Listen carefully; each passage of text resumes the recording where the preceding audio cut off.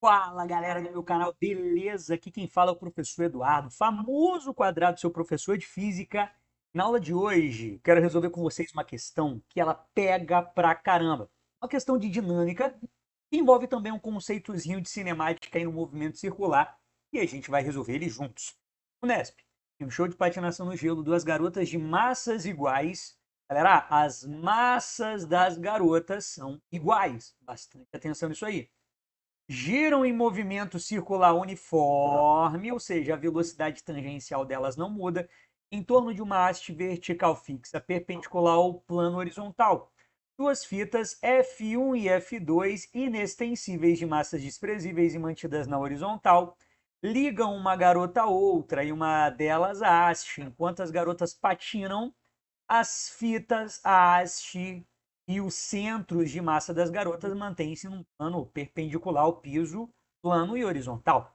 Considerando as informações indicadas na figura, que o módulo da força de tração na fita 1 é igual a 120 newtons e desprezando o atrito e a resistência do ar, é correto afirmar que o módulo da força de tração em newtons na fita 2 é igual a... Caraca, galera, questãozinha bem complicadinha para nós, para a gente pensar no primeiro momento. Só que olha a dica que o tio aqui vai te dar, tá? Em toda questão desse tipo, é legal que a gente faça o seguinte: a gente precisa desenhar todas as forças que existem nesse movimento. Por isso eu vou separar para a gente essa imagem zona aqui, ó, delas bem grandona para a gente conseguir desenhar todas as forças, tá bom? Peço que você acompanhe e responda comigo, porque essa questão vai te ajudar pra caramba.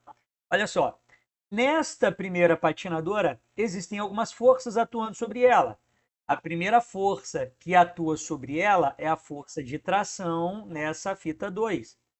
E a força que eu posso chamar de F2. E ela está segurando outra fita que tem outra força de tração. A gente sabe que em cordas, cabos, existem as forças de tração, beleza? Se a gente volta na questão aqui, ó, a questão fala para a gente que na fita 1, a força de tração é igual a 120. Tá vendo essa fita 1 aqui então? Ó, tá vendo ela? Então, a força nela é 120, ou seja, existe aqui uma força de 120 de um lado e aqui uma força F2 do outro. Bolas? Nessa primeira garota. Professor, a massa dela vale quanto? A massa dela vale M. A massa dessa segunda garota também é M. A questão fala que as forças são iguais. Mas perceba que ela está segurando só a fita 1. Então só existe a força 1 atuando sobre ela. Galera, se a gente estiver falando de uma mesma fita, de uma mesma corda ou de um mesmo cabo, a força de tração é a mesma. E? Sério, professor? Juro por Deus. Olha só. Nessa mesma fita 1, a força de tração é a mesma em todos os pontos. Nessa fita 2, como é uma outra fita, a força de tração é outra completamente diferente. Quero lembrar para você também que quando a gente desenha as forças de tração, você vai fazer o seguinte: começo e final da corda. E aí você faz as forças meio que indo de encontro uma à outra, tá bom? Aqui, por exemplo, a força de tração funcionaria assim, beleza? Só uma dicasinha para você. Tem um negócio aqui, já que elas estão em movimento circular, é legal que você saiba que existe a tal da força resultante centrípeta. Para essa primeira bailarina, ela descreve uma trajetória circular de raio R, enquanto que a segunda bailarina, um movimento circular de trajetória de raio 2R. Olha só o que vai acontecer aqui para a gente, tá? E presta bastante atenção nesse trem. No movimento circular, ou seja, no movimento circular uniforme, tá? A força resultante no movimento é justamente a força resultante centrípeta. Ou seja, presta atenção, a força resultante centrípeta é igual a massa vezes a velocidade ao quadrado dividido por r, que é o raio da trajetória. Então, eu vou fazer uma análise aqui para cada uma dessas meninas, tá? Essa primeira menina aqui, a que está mais distante, tá? A que descreve um raio de 2R, eu vou chamar de menina A. E essa que está mais próxima da haste, de menina B, e a gente vai fazer uma análise de cada uma delas. Então, olha só o que a gente vai ter que fazer nessa questão. Eu vou analisar só a primeira menina, só a garota A, beleza?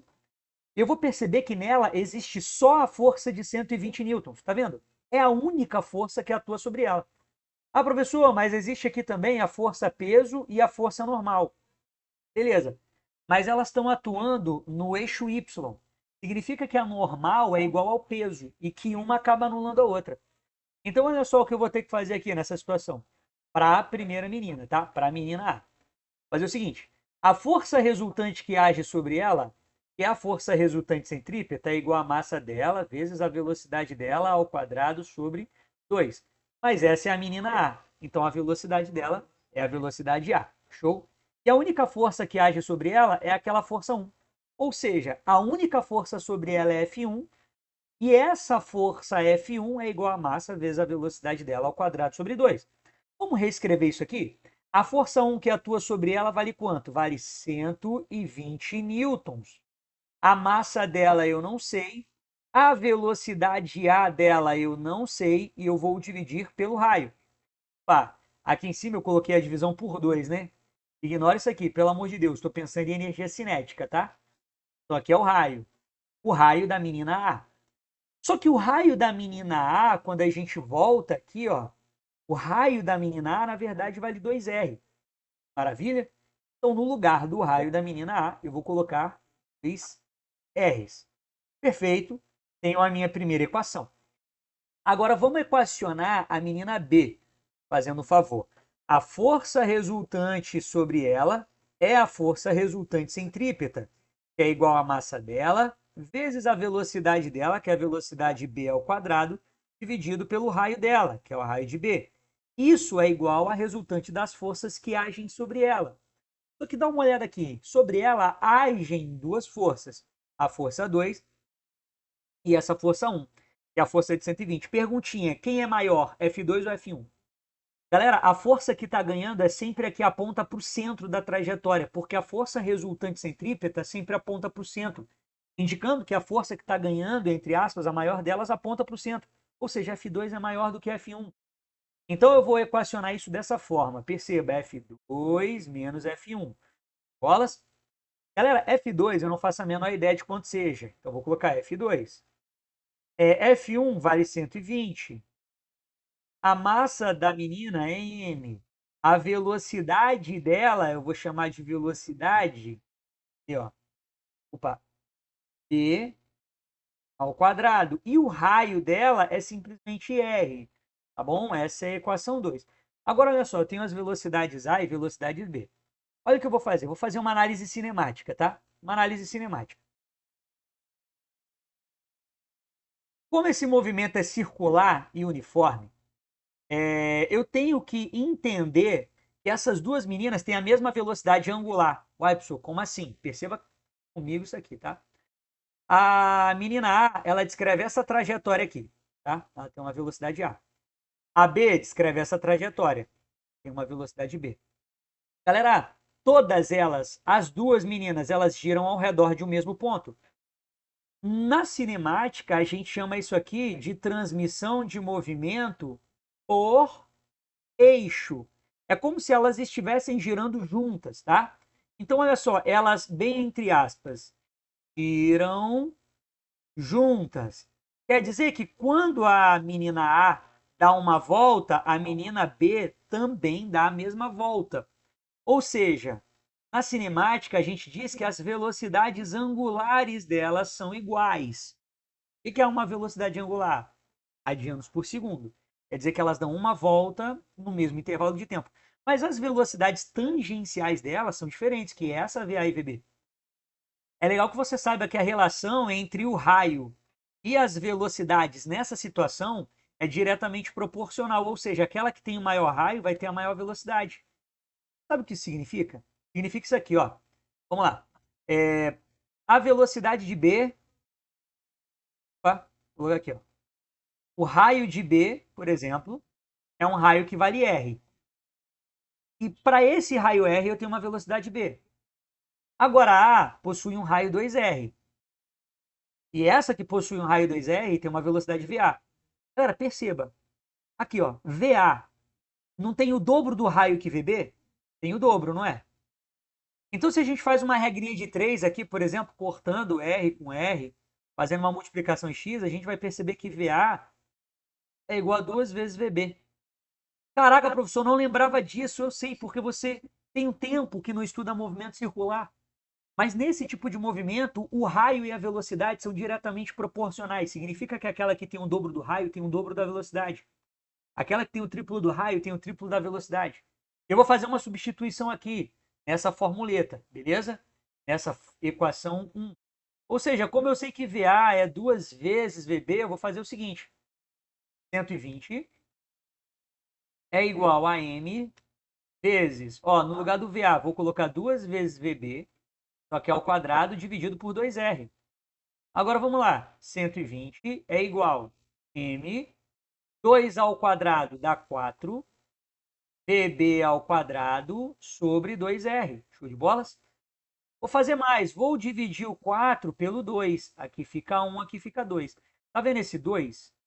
Esse 2 aqui, ó, que está multiplicando, ele vai passar para o outro lado, dividindo 120. 120 dividido por 2, sabe quanto dá? 60. Vai ser igual a massa vezes a velocidade de B ao quadrado dividido por R. Galera, essa aqui é a mesma equação 1, só que adaptada. Perceba, então, olha só, a minha equação 1 diz que m, VB ao quadrado sobre R é 60.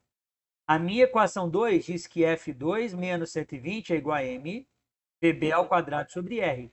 Tá vendo que mVB ao quadrado sobre R é 60? E aqui eu tenho justamente o mVB ao quadrado sobre R.